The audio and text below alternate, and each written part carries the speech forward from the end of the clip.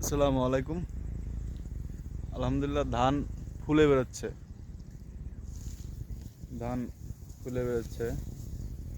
তো ধান খেতে এখন একটা স্প্রে দিচ্ছি পচনের। তাই আজকে থেকে দোয়া শুরু করতেছি।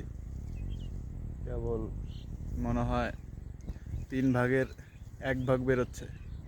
এই সময় দিয়ে দিচ্ছি যাতে গাছে কোনো রোগে আক্রান্ত না করে, আর ফড়িং গান্ধি পোকা যাতে না থাকে।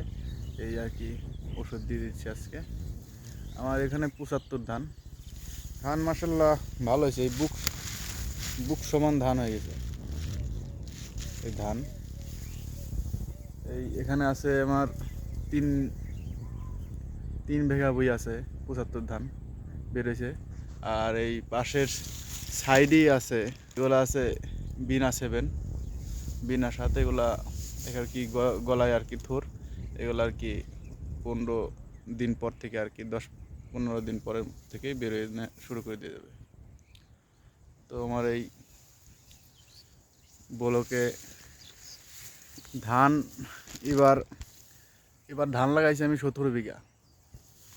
কেবল এইমাত্র এই 3 বিঘা বেরোচ্ছে, আরও পরে বেরোবে। তো আজকে কিছুটা ওষুধ দেব, আর কালকে দিয়ে শেষ করে দেবো এই 3 বিঘা। আমি একলাই ওষুধ দিচ্ছি, তো ওষুধ কাঁধে, আর এখন ভিডিওতে উঠতেছি। তো মোবাইল কাছেই এখন রেখে দেবো। তো এই ছিল আমার ধানের জমি স্প্রে। মাশাল্লাহ, ধানে কোনো রোগ, কোনো আক্রান্ত নাই।